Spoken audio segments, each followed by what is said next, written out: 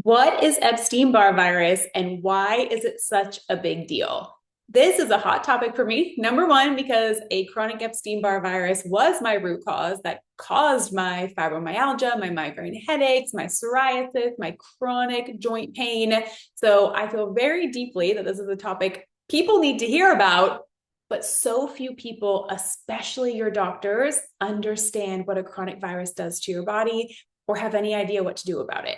So let me teach you first what Epstein-Barr virus is and why it affects the body the way that it does. So if you don't know, Epstein-Barr virus is the virus that causes mono, but in the acute form. Now, here's the tricky part.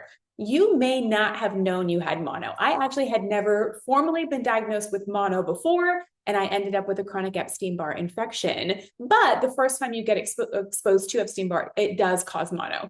For a lot of us, we have the symptoms, right? You have a sore throat or swollen lymph nodes, you don't feel good, you go to the doctor and they swab you and it comes back positive for strep. So they never really test any farther because an Epstein-Barr virus requires being tested through blood, which is harder to do. So if the strep comes back positive, they put you on antibiotics, they call it strep, they send you home. When over 80% of the time, a strep infection actually co-infects with Epstein-Barr virus. So especially if you've had like chronic strep throat or strep infections as a kid, you have likely had Epstein-Barr, whether you know it or not. And the problem with a chronic virus like Epstein-Barr is that it gets stuck in the body. So even though it can cause mono in the acute form, it gets in the body and it stays in our cells. Now, for most people, it is true that over 95% of the population has been exposed to Epstein-Barr. So it's actually not rare that you're exposed to it. And everyone who's been exposed does not end up with a chronic Epstein-Barr infection, but some of us do. And here's the difference is, for example, one person can get exposed to Epstein-Barr. If they have a really healthy immune system, if they have low inflammation, if they have healthy detox pathways, the body can fight off that virus, put it dormant inside the cells, and it can never cause another problem again in some people. And then there's people like me and potentially you, if you're having chronic health symptoms, that you get exposed to this virus, you have it once, the body fights it off, it puts it into the cells. But then because of things like stress, inflammation, hormone fluctuations, other illnesses, injuries, trauma, all of these other issues, we can actually reactivate or make these viruses continue to replicate in the cells. And that's what causes the chronic issues. So it's not actually the acute form, the first time you get mono, that's the problem. It's the ability for the virus to stay inside your cells. In particular, it has an affinity for what's called your B cells and your T cells, which directly affect your immune system function. This is why Epstein-Barr virus has actually been linked as the trigger to several different autoimmune conditions, including Hashimoto's of the thyroid. Epstein-Barr is actually the number one known trigger for Hashimoto. So if you have Hashimoto's, highly recommend you get checked for chronic Epstein-Barr. It is known to trigger MS, multiple sclerosis.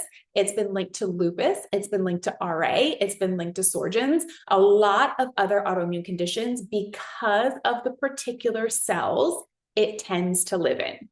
Now, here's the thing, and this is where research backs this up, that the actual virus, when it's inside your cells for Epstein-Barr, it continues to replicate in the cell, even in the dormant phase. This is so important. And this is why Epstein-Barr is such a big deal, because you will go, a lot of you will go to your general practitioner and you'll say, I want to get tested for Epstein-Barr.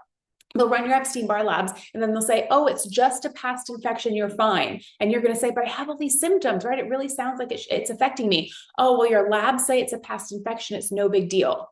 Well, that's not what the research backs up, because it is actually the values for the past infection, the dormant infection. If it continues to replicate in the cells and affect your immune system, it is the past infection levels that cause the autoimmune issues that have been linked to fibromyalgia, that have been linked to dysautonomia, that have been linked to chronic fatigue and chronic pain. It is not the mono. It is not the active infection. It is the chronic form. So when you're being told it's just a past infection and you're sent home, that virus is replicating in your cells, creating widespread inflammation, immune system dysregulation, and nervous system irritation. And it is those things, the inflammation, the immune problems in the nervous system, that cause all the symptoms, the dizziness, the headaches, the joint pain, the anxiety, the digestive issues.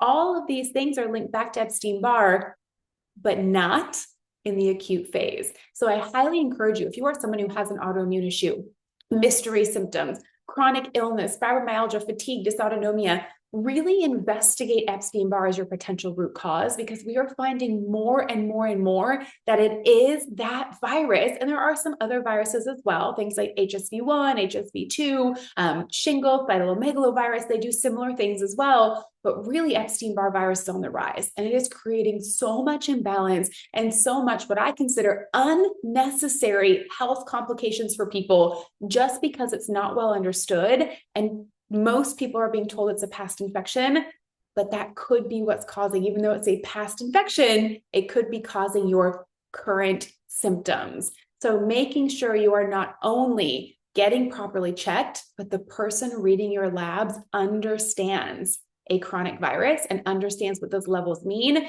Because I cannot tell you how many times someone with mystery symptoms and chronic illness comes in.